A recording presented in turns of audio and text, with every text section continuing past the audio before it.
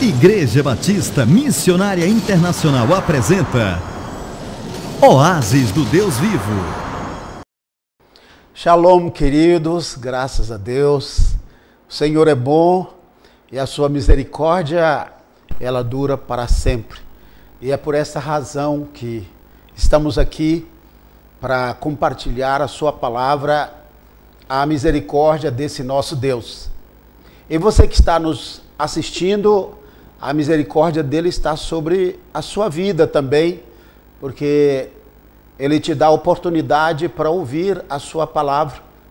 Muitos não têm esse privilégio, mas você tem o privilégio de ouvir a palavra dele. Estava vendo um vídeo na internet e já sabia disto, assistindo filmes como Bambu no Inverno, As Listras das Zebras, filmes da missão Portas Abertas. É uma missão muito abençoada que trabalha para levar o Evangelho, especialmente Bíblias, e suporte à igreja perseguida. Eles divulgam esses materiais e eles estavam divulgando um vídeo curtinho, como os cristãos perseguidos, quando eles recebem a palavra, quando eles veem uma Bíblia como esta que eu tenho aqui nas minhas mãos, eles abraçam a Bíblia, eles choram, eles começam a falar em línguas e começam a agradecer a Deus, porque alguns nunca viram a Bíblia, nunca pegaram numa Bíblia, nem sequer uma vez só em toda a sua vida. Por isso que eu digo, a misericórdia de Deus é grande para conosco, porque nós temos a sua palavra, e pela sua palavra o Espírito de Deus nos direciona, para que eu e você não fiquemos sem norte, sem direção, perdidos na nossa vida. Porque quando nós nos distraviamos do propósito do Senhor, Satanás, ele vem para nos trazer prejuízo, nos prejudicar, para tentar trazer danos e até irreversíveis para a nossa alma. Que o Senhor te abençoe grandemente. Essa palavra vai falar ao seu coração. Eu estarei falando nesta mensagem sobre o propósito da persistência, uma mensagem que vai motivar você a perseverar, a não desistir, a persistir, a ficar firme, a não abandonar o seu propósito. No meio dos americanos há uma expressão que eles sempre usam. Eu já ouvi muitas vezes falando comigo, algum colega, algum irmão, pastor, é mais ou menos assim: don't give up. Isto é, não entregue os pontos, não desanime. E esta mensagem poderia ser: não desista, não desista. O texto que eu vou ler para você, diretamente da palavra do Senhor, está em Lucas capítulo 18, do versículo 1 ao versículo 8. Lucas capítulo 18, de 1 a 8, falando da perseverança. E aqui, em particular, perseverança na oração. Nós temos que ser perseverantes praticamente em todas as áreas da nossa vida, porque grande parte das pessoas, ou praticamente, posso dizer, a maioria das pessoas do mundo, elas começam uma coisa e não terminam. E elas desanimam exatamente quando a coisa fica mais difícil. Eu poderia citar aqui em várias áreas da vida. Eu estava observando alguém que assiste uma pessoa numa banda tocar um violão, uma guitarra, mas colocar aqui um violão simples, corda de nylon. A pessoa fica ali observando, depois chega para o tocador, o instrumentista: posso ver esse violão? Pode. Aí dá mais uma demonstração, dá uma palhinha aí, como é dito na linguagem geral. O cara faz lá uns dedilhados e aquela pessoa que está ali admirando a música, o instrumentista, coloca no coração: eu vou aprender esse instrumento. eu vou aprender a tocar violão. Vai à loja, compra um bom violão, compra uma palheta, dedeira também ainda se usa. Os americanos usam muito dedeiras para tocar banjo. Mas ele começa a tocar e ele pega um professor ou começa como autodidata e ele começa a aprender. Mas quando começa a doer os dedos, a calejar os dedos, e aí vem a dor das posições, das pestanas que ele tem que fazer no braço do violão, e aí ele diz, não é bem isso que eu gostaria. E eu conheço muita gente que já começou a tomar aula de violão e outros instrumentos, mas quando começam a doer os dedos ou na parte da subida da ladeira íngreme, depois vem o platô e a descida, que é quando você vem a receber o privilégio, né? A vitória, como o rapaz que está tocando e ele é ovacionado, aplaudido, porque ele faz o melhor. Então há muitas pessoas que começaram a tocar violão e desistiram. Por isso eu digo para você como americano, né? Don't give up. Não desista. Isto é, persista, continue, vá à frente no seu sonho, no seu propósito. Vá, procure avançar. E se você chegou naquele momento em que é a parte mais difícil, aí esse é o momento que a sua vontade, esse desejo será testado. Se não, foi apenas uma emoção passageira, como você admira qualquer outra coisa e vai ficando para trás. Mas lembre-se de uma coisa, desistir de algo que é um sonho, desistir de algo que é uma coisa que é uma grande realidade na sua vida, quem sabe um propósito, algo muito profundo, aí é ter um grande prejuízo. Você deixar de um violão de lado ou um outro instrumento, isso até não vai não vai pesar muito na sua vida, mas há coisas que você desiste de lutar, das quais você abre mão e que com certeza lá na frente você vai chorar muito, se arrepender e lamentar porque não persistiu.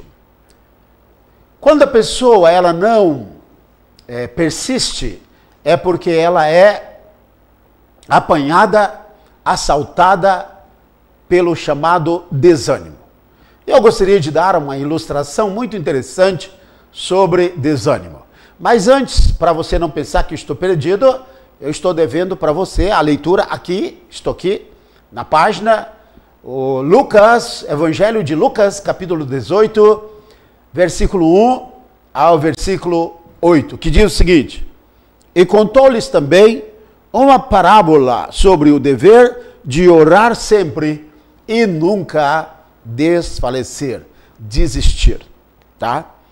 Dizendo, havia numa cidade um certo juiz que nem a Deus temia, nem respeitava o homem. Verso 3. Havia também naquela mesma cidade uma certa viúva que ia ter com ele, dizendo, faz-me justiça contra o meu adversário. E por algum tempo não quis atendê-la, mas depois disse consigo, ainda que não temo a Deus, nem respeito os homens, todavia, como esta viúva me molesta, hei de fazer-lhe justiça, para que, enfim, não volte e me importune muito. Verso 6. E disse o Senhor, ouvi o que diz o juiz injusto. E Deus não fará justiça aos seus escolhidos, que clamam a ele de dia e de noite, ainda que tardio para com eles. Verso 8, final. Digo-vos que depressa lhes fará justiça. Quando, porém, vier o Filho do Homem, porventura achará fé na terra?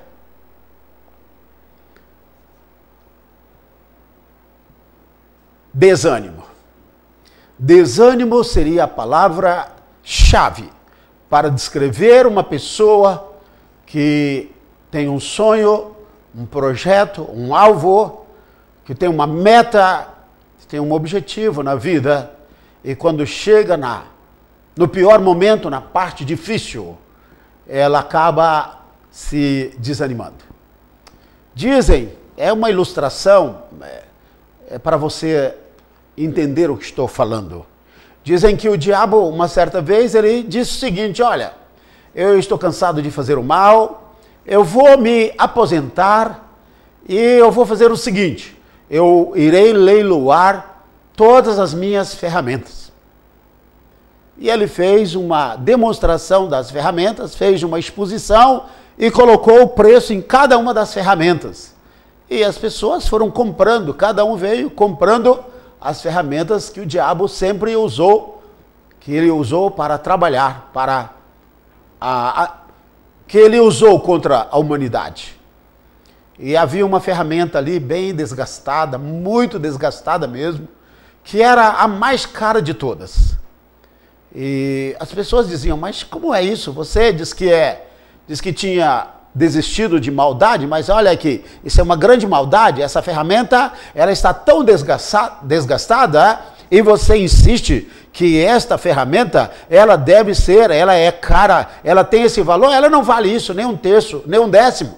Você está colocando um preço 100 vezes mais.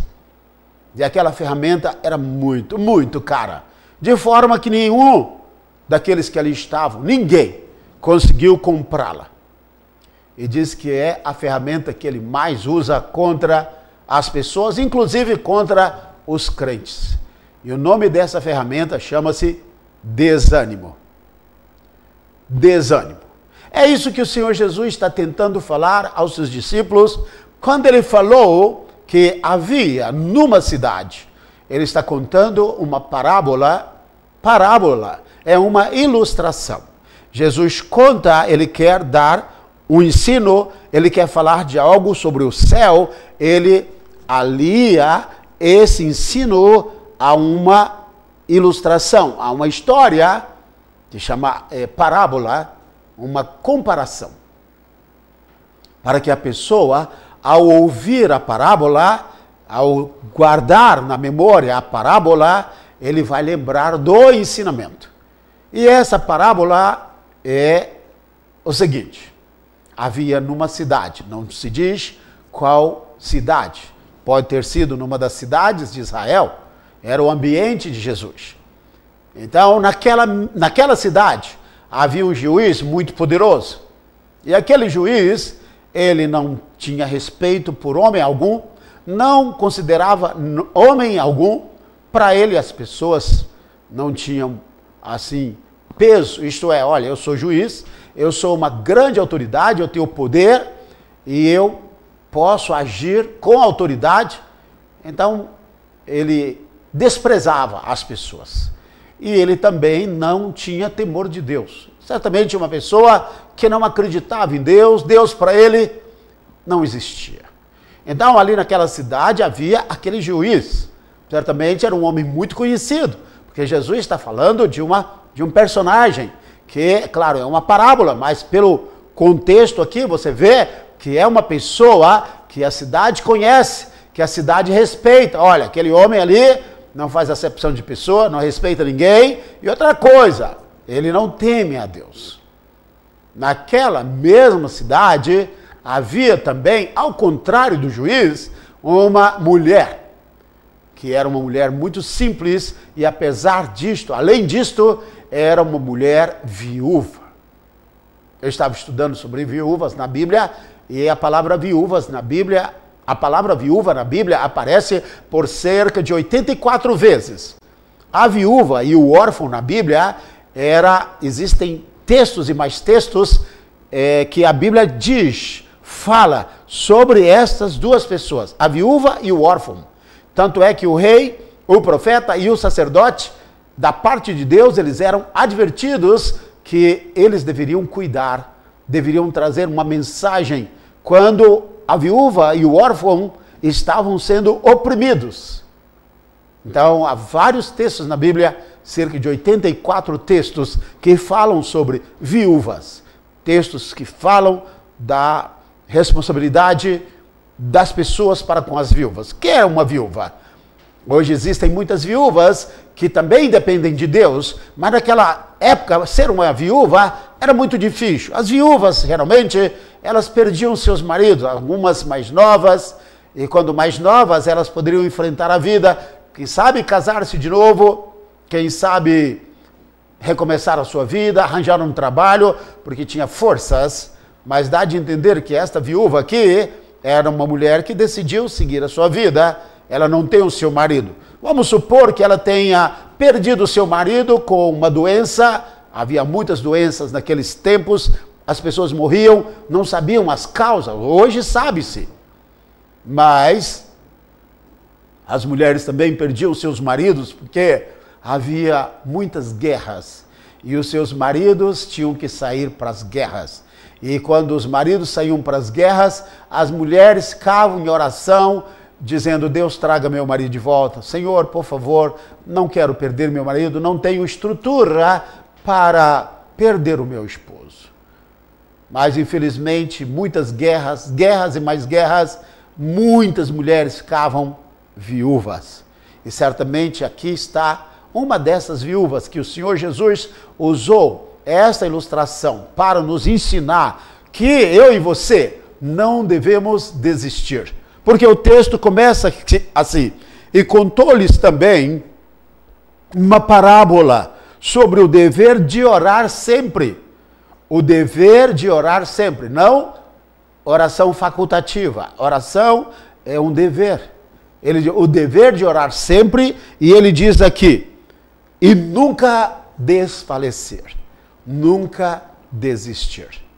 Por que o Senhor Jesus está falando isto? É porque muitas pessoas hoje já não oram mais. Elas não acreditam mais na oração. Elas dizem: eu conheço gente que ora e a vida está a mesma coisa. Eu também já orei e as minhas orações não foram respondidas. Se não tem resultado, por que eu vou perder o meu tempo? Eu vou aplicar o meu tempo fazendo outras coisas. Mas Jesus diz: não. Vocês não devem pensar desta forma. Às vezes, por retardar ou pela oração não ser respondida de imediato, as pessoas são tendentes a abandonar a oração. Mas o que o texto está dizendo aqui é o seguinte: o espírito do texto é que eu e você devemos continuar servindo a Jesus. E não fazer aquela oração trovoada, que a gente vai, ora, e para, e aí acabou. Não. Ele diz que essa oração deve ser uma oração contínua. E essa oração deve ser perseverante. Essa oração vai durar para nós, igreja, desde que Jesus foi assunto ao céu, que ele foi elevado ao céu, em Atos capítulo 1, até a sua vinda, o seu arrebatamento, que nós cremos que está ali no Apocalipse capítulo 4. Quando a igreja é tirada da terra, quando o tempo da graça termina. Esse é o período da graça, o período que eu e você estaremos aqui na terra, e Deus diz: olha, você, igreja, pode representar, ser esta viúva. Isto é, você está ausente do seu marido, apesar que Deus não nos deixa só, nós temos o Consolador, o Espírito Santo conosco. Jesus disse que estaria conosco todos os dias, até os confins da terra, até os confins do século, digo. E nós sabemos que nesse período da assunção de Cristo até o arrebatamento da igreja, que está também na primeira epístola de Paulo aos Tessalonicenses, capítulo 4, 13 a 18, que fala claramente do arrebatamento da igreja, esse período nós vamos ter que orar. Jesus, quando esteve na terra, ele dedicou horas em oração. Ele dedicou tempo. E eu digo: Senhor, se o Senhor, que tinha um tempo tão limitado para fazer a coisa mais importante que já aconteceu na terra, não existe coisa mais importante que tenha acontecido na terra do que a vida de Jesus, do que o tempo que Jesus viveu na terra, cerca de 3 anos e meio, quase 4 anos, o seu período ministerial. E nós sabemos que não existe coisa mais importante do que a morte de Jesus, a crucificação do Senhor. Não existe coisa mais importante do que dentro disso aí, a sua morte, o seu sofrimento vicário, a sua morte e a sua ressurreição. É a coisa mais importante que aconteceu no planeta Terra. Então, nesse período, Jesus, ele dedicou, antes de morrer, ele estava orando no Getsemane. Na cruz, ele estava orando, chegando a dizer, Pai, perdoa-lhes, porque não sabem o que fazem. Então, Jesus intercedeu o tempo todo. A sua vida foi de oração. O seu ministério foi sustentado na oração. A sua morte, a sua ressurreição. Tudo, Jesus está orando. E a Bíblia diz que em Hebreus 7, mais ou menos 23, 24, por aí, diz que o ministério intercessório de Jesus não terminou. Não como aqui na terra, não é? Mas Jesus, a Bíblia diz que ele está à destra do Pai e vive para sempre para interceder por nós. É como se fosse uma oração no céu. Quando o diabo vem nos derrubar, quando nós caímos, estamos na lama, o diabo corre para Deus, reivindica direito legal sobre as nossas vidas, dizendo, aquele é meu, olha, está na lama, está no pecado, sabendo que foi o diabo que derrubou, que enganou aquela pessoa e a jogou no pecado. Mas dizem que naquele momento Jesus se levanta, aponta para os cravos, aponta para as mãos, para o lado do peito, lembra do estudo 7 derramamentos do sangue, e mostra, Pai, eu o comprei com meu sangue, eu o restaurarei novamente, eu lavarei com meu sangue, e repreende Satanás, e Satanás sai derrotado, porque a Bíblia diz que eles o venceram pelo sangue do Cordeiro e pela palavra do seu testemunho.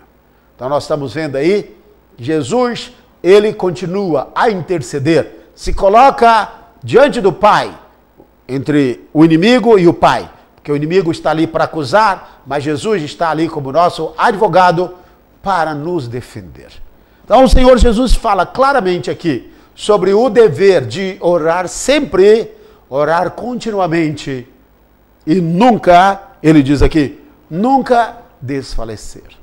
Eu não sei como é que está a sua vida, meu irmão, se você ainda ora pelo menos para agradecer o pão, a comida, porque tem pessoas que nem isso faz mais.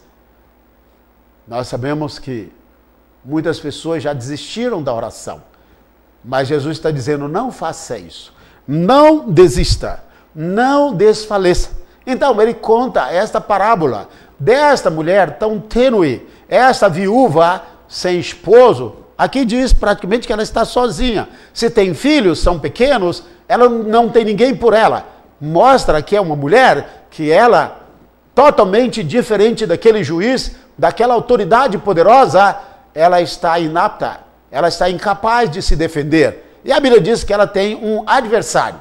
Ela vai para o juiz e diz, eu tenho uma causa, meritíssimo. Seu pronome de tratamento para uma autoridade, para o juiz. Meritíssimo, eu tenho um adversário e eu estou aqui para que o Senhor me defenda, para que o Senhor faça justiça. Eu quero justiça contra o meu adversário. Não se sabe do que, se o adversário estava tomando a terra dela, se estava devendo o marido dela, o marido morreu e agora o cara não queria pagar, ou alguma coisa, estava afligindo aquela mulher. Deus colocou-nos face a situações na terra, as quais nós temos saída, nós temos soluções. Mas há situações que nós temos que buscar a resposta do céu. E aí nós vamos ter que bater na porta do céu. Nós vamos ter que ter um encontro com Deus. Temos que entrar no escritório de Deus e temos que dizer, Senhor, olha, eu vim pedir ajuda. Senhor, eu não consigo resolver isso sozinho. Senhor, ou sozinha, eu não posso. Como aquela mulher, ela foi perante o juiz. Ela sabia que naquela cidade, a maior autoridade era aquele homem, mas ela sabia também que seria um grande desafio, que aquele homem não tinha respeito a ninguém. Se aquele homem não considerava ninguém, e o que é que aquele homem iria fazer por aquela mulher, sem que era uma pessoa sem expressão, sem valor, sem reconhecimento? Eu diria que uma pequenina de Jesus. Uma mulher simples, que você olha para ela e não dá nada.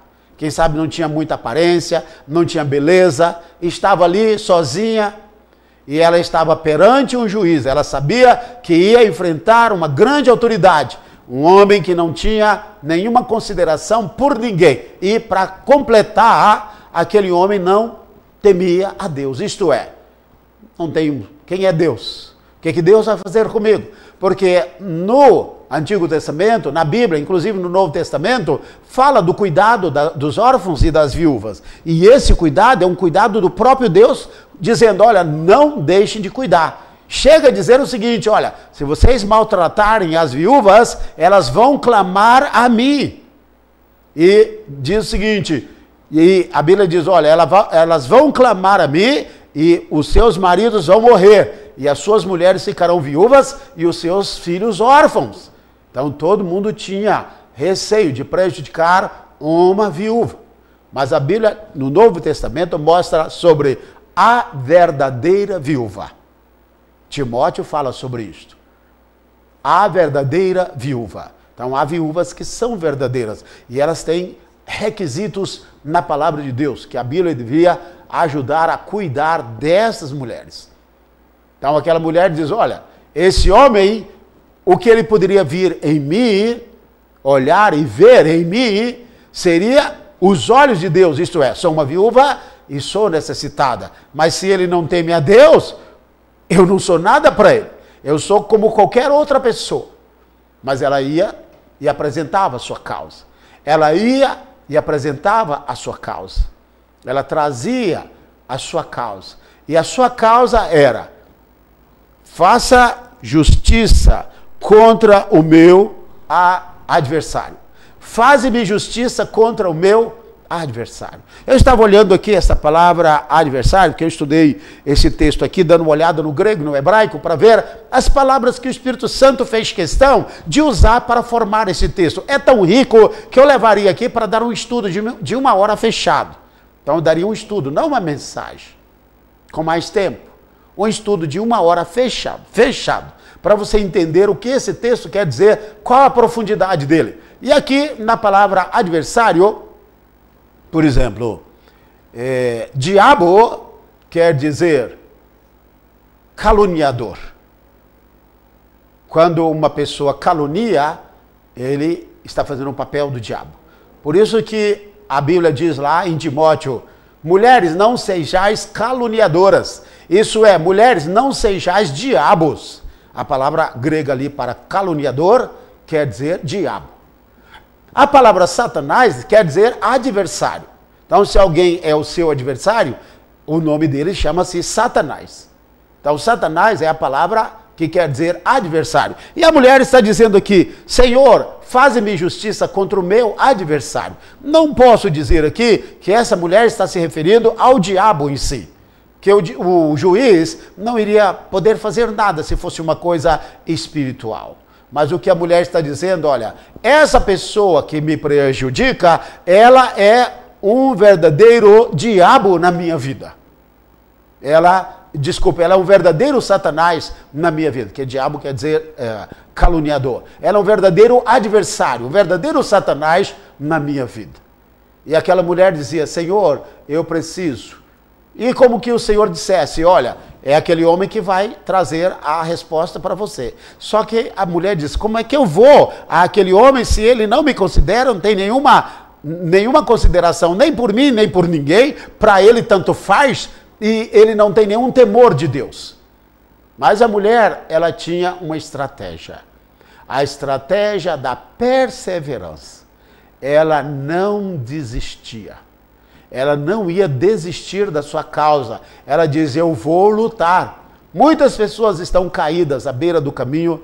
Muitas pessoas estão prostradas porque elas não lutaram. Eu não estou falando de situações que você vai dizer que é uma verdadeira loucura e você está lutando por uma causa errada. Eu conheço pessoas hoje que estão verdadeiros bagaços porque entraram em causas erradas, entraram pelo caminho errado e batalharam por uma causa que nunca era sua, que não tinha nada a ver com você. Você está lutando uma guerra que não é sua, está entrando numa guerra que não é sua e gastando o seu potencial, a sua vida, a sua energia. Você tem que ver isso. Porque há muitas pessoas perdidas hoje lutando por uma causa que não é sua. Aí quando chega um certo tempo, você perdeu 20 anos, 30 anos, 40 anos e assim por diante. Então pense nisto. Mas quando é uma meta, um alvo, um sonho, algo de Deus para você, você não deve desistir. Você não deve desistir. As pessoas hoje, elas estão desanimadas. Elas desistem por qualquer coisa. Elas estão paradas, elas estão à beira do caminho. Elas não conseguem. Olha o quanto de pessoas fracassadas estão aí. Pessoas que começam algo e não terminam. Sai pesquisando por aí quantas pessoas começaram algo na sua vida e não terminaram.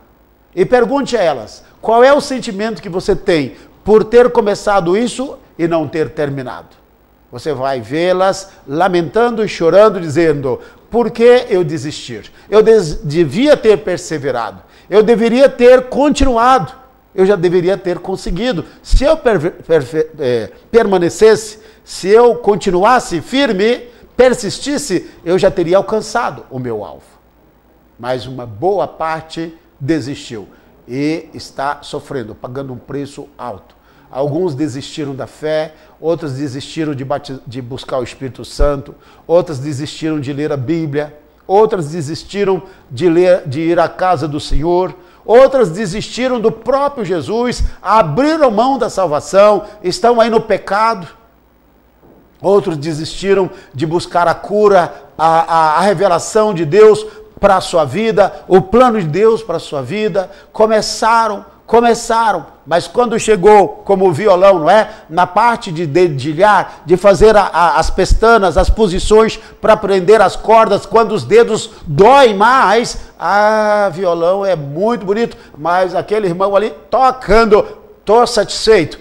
Estou muito feliz de vê-lo tocando, mas isso não tem nada comigo. Mas só que não é só em relação a um violão, é em relação a muitas coisas da vida.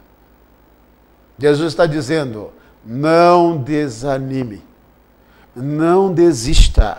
Isso é não desfaleça. Isso é não deixe suas mãos afrouxarem, não deixe seus braços afrouxarem. Não deixe suas pernas afrouxarem. Você tem que estar firme. É uma guerra. Hoje as pessoas que não lutam, que desanimam, que desfalecem, elas não conseguem nada. São pessoas que estão, infelizmente, derrotadas. Por isso que estou trazendo essa palavra para a sua vida, para te ajudar, para que você veja aonde foi que você abandonou aquilo que Deus tem para a sua vida, aonde você abandonou a fé, abandonou o caminho de Deus, você que não lê mais a Bíblia, você que lê a palavra constantemente. As pessoas vitoriosas são aquelas que acordam mais cedo, um pouquinho mais cedo, antes de ir para o trabalho, elas lêem um texto, elas oram, elas ficam ali um tempo buscando a bênção de Deus, aí elas saem dizendo, esse dia é meu, eu sou mais do que vencedor, eu já conquistei, Satanás, sai da minha frente, e ela vai e ela é vitoriosa. E à noite, antes de dormir, ela faz uma oração. Pai, eu venci. Muito obrigado. O Senhor não me deixou ser derrotado nesse dia. E no outro dia começa novamente. Mas uma pessoa derrotada, ela já começa o dia murmurando. Ela começa o dia reclamando. Ela começa o dia vendo as coisas negativas e não a saída, a solução do desafio ou do problema enfrentado. O juiz, ele foi tão, eu vou colocar aqui, perseguido. A viúva, ela ficou no encalço dele. Ela colocou na mente o seguinte, tudo bem, eu sou fraca, mas eu tenho uma coisa, eu tenho garra, eu tenho determinação. E ela todo dia batia na porta do juiz, meritíssimo, minha causa. Meritíssimo, minha causa. Meritíssimo, olha, eu te dei o papel, o senhor lembra, né? Meritíssimo, olha, estou aguardando, eu tenho certeza que o senhor vai, quando eu pegava ele várias vezes na rua, em qualquer lugar, meritíssimo, estou aguardando, tenho certeza que o senhor vai considerar a minha causa, que o senhor vai aqui diz aqui, o senhor vai fazer justiça contra o meu adversário, tenho certeza que o senhor vai ler a minha petição aqui, a minha causa, o senhor vai tomar a minha causa e o senhor vai resolver isto. No começo, diz a Bíblia aqui, que ele diz, essa viúva eu tiro de letra, eu vou dar uma enrolada nela, eu vou ficar livre dela, como muitas outras que certamente o juiz conhecia. Mas aquela viúva era diferente. Ela não desistia. Ela diz, olha, eu não vou largar essa causa, de forma nenhuma. Eu não vou ser derrotada. E o juiz chegou à seguinte conclusão: não temo a Deus, não tenho respeito por nenhum homem, mas essa viúva me molesta, me incomoda. Os textos gregos usados aqui é o seguinte, olha, ela está me deixando doida, ela está oprimindo, o texto diz mais ou menos aqui, ela está apertando minha cabeça. Isso que acontece, não é? E o juiz diz o seguinte, então eu vou ter que ficar livre dela. É melhor eu parar, dar atenção a ela e dizer, viúva, o que a senhora quer? E a Bíblia diz que ele resolveu a causa dela. Aí o Senhor Jesus, que está contando, narrando, falando da parábola, que começa no versículo 1, aqui no versículo 8, ele diz o seguinte, digo-vos que depressa lhes fará justiça. Ele diz, olha, ouça o que o juiz injusto, ou o injusto juiz, está dizendo. E ele diz, olha, se um juiz injusto defendeu a causa daquela mulher, deu a ela vitória contra o adversário dela, o Deus, que é um Deus terno, um Deus de misericórdia, um Deus de compaixão, um Deus que nos ama, um Deus que deu seu Filho para morrer na cruz do Calvário por nós. Será que esse Deus não vai nos ouvir? Será que Ele não vai nos responder? O problema é que nós desanimamos nos momentos que nós devíamos continuar. E outra coisa também, meu irmão, não vá só para Deus orar só quando a barriga dói. Desculpe a expressão, tá? Mas essa é uma das melhores. Você já ouviu isso antes? Não se ofenda. Há pessoas que só vão a Deus quando a barriga dói, quando tem necessidade. Vá para adorá-lo. Crie momentos de alegria. Crie, assim, um momento dizendo, olha, eu vou hoje à presença de Deus, não é apenas para pedir. Hoje eu vou apenas adorar. Eu vou ficar na presença de Deus adorando. Eu vou usufruir da comunhão, porque Deus se alegra também quando eu e você vamos a Ele para ter comunhão com Ele. Não somente quando a gente vai para levar a nossa xícara, o nosso litro, o nosso saco, embordar o tonel, e aí vem, dependendo do que você precisa. Se você tem um filho ou uma filha, é uma adolescente, ou um filho de 10 anos, e ele se aproxima de você só para pedir, eu quero dinheiro para ir para o cinema, vai passar um filme bom lá, um filme muito legal, vamos ver aí a história do Davi, não Crepúsculo, misericórdia.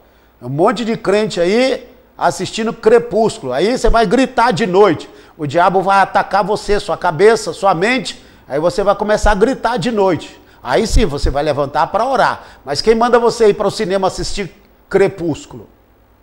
Recentemente o irmão está dizendo, pastor, você não está sabendo, mas vários irmãos, não da nossa igreja, que eu saiba não. Está cheio de crentes lá assistindo Crepúsculo. Você fica assistindo coisa de Satanás e depois você vai pagar por isso. O diabo vai entrar na sua mente e vai colocar a semente dele lá e você paga preço por isso. Você abriu a porta? Então você vai assistir uma coisa boa, uma coisa que te edifica. Aí você vai para o seu pai, pai, eu preciso de 10, eu preciso de 20. Filho hoje não pede R$5, eles pedem de 20 para cima. Porque se vai para o cinema tem que ter o dinheiro da pipoca também. Então eles pedem 20, ou você dá 50. Não, obrigado pai, já fica para o outro filme, né? Ainda fica 10 de saldo lá. Mas nenhum pai tem prazer, alegria em de abençoar o filho. De dar o dinheiro para o lanche, para ir para os amigos, para uma lanchonete. Todo pai tem alegria de dar, porque os filhos precisam. Eles dependem, são dependentes. Mas nenhum pai tem prazer de quando o filho ou a filha só vem para pedir, só vem com a mão estendida. O pai dá, ele abençoa, mas ele tem alegria quando o filho chega e diz, quanto é, o que você precisa? Não, meu pai, não quero nada não, eu só vim aqui sentar, vamos conversar um pouco, como é que o senhor está? O senhor está bem? Como é que está o seu sonho, o seu projeto, aquele negócio da empresa, o senhor estava falando, resolveu, está tudo bem? Aí o pai diz, olha, o que é isso?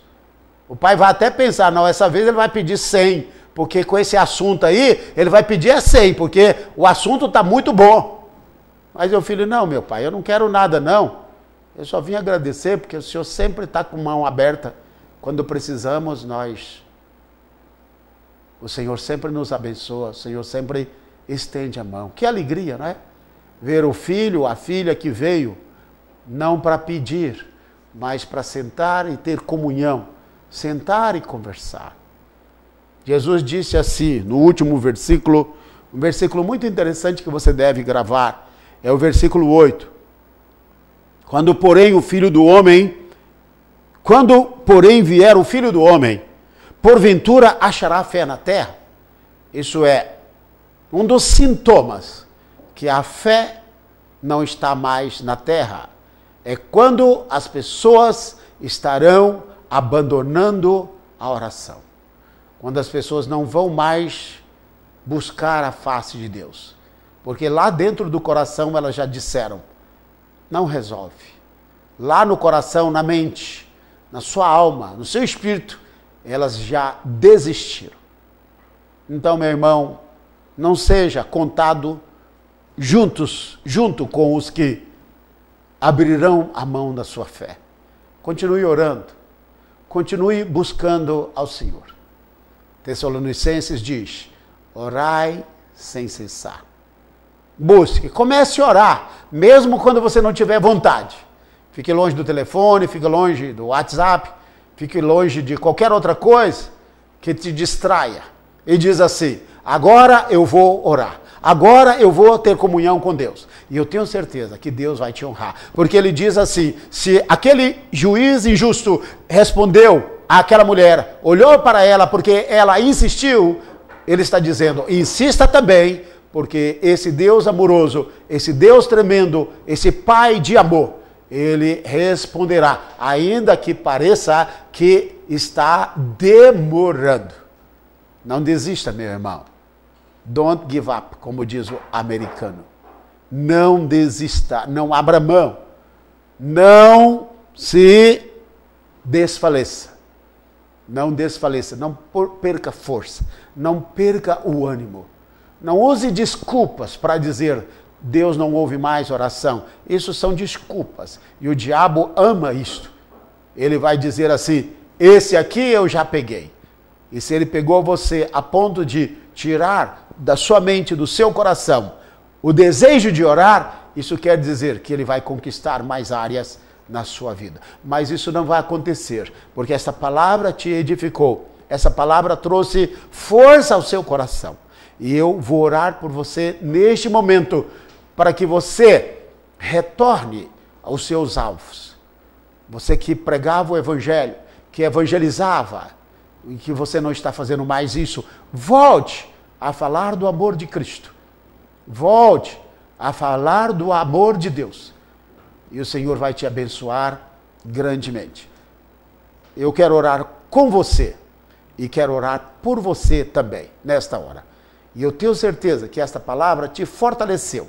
E quando você começar a orar, muita coisa, muita porta vai se abrir novamente na sua vida. As portas fechadas vão se abrir. E lembre-se de uma coisa, se não tiver porta, Deus vai lá e cria a porta, porque Deus, ele abre portas fechadas, mas onde não tem porta, ele vai lá e bota uma porta e abre para você. Ele fez isso na palavra do Senhor. Senhor, em nome de Jesus, nós ouvimos aqui, Pai, essa história registrada que o Senhor deixou para nossa edificação, dessa mulher tênue, fraca, dessa mulher sem expressão, que viveu na terra há 2000 anos, certamente. E era uma mulher que tinha algo. Era uma mulher que não desfalecia. E por isso, Senhor, dentro de tantas situações que aconteceram na terra, o Senhor trouxe a realidade, a história desta mulher. É uma parábola, mas certamente o Senhor falava de coisas referindo-se a coisas acontecidas no seu tempo, na sua época. E esta mulher não desistiu. Esta viúva, Pai, que tinha tudo para desistir, porque já tinha perdido o marido, já tinha perdido, quem sabe, outras coisas preciosas na sua vida, mas ela não desistiu, porque ela não desfalecia.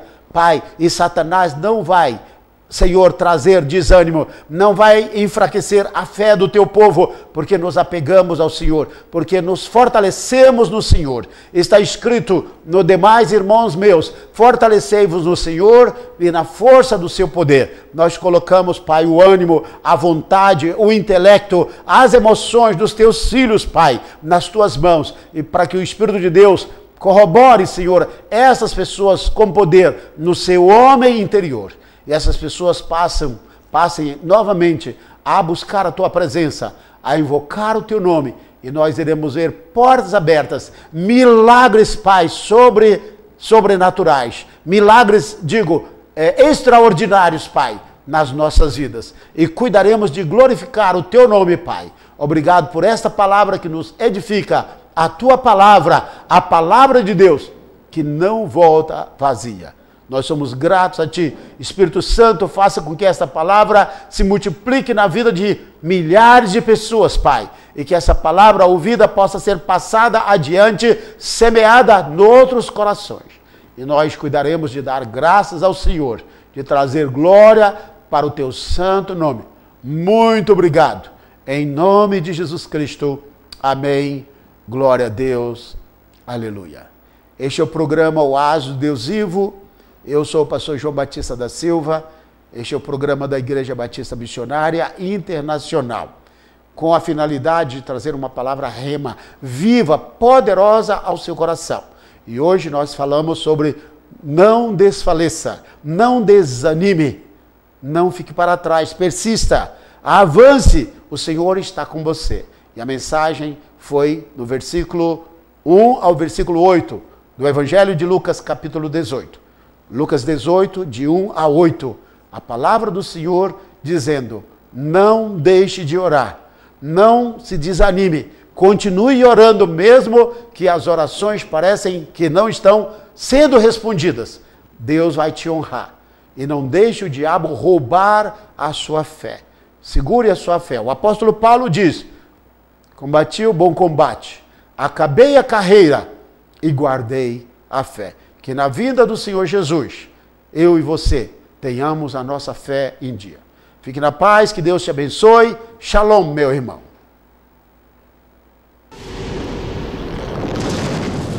Igreja Batista Missionária Internacional apresentou Oásis do Deus Vivo.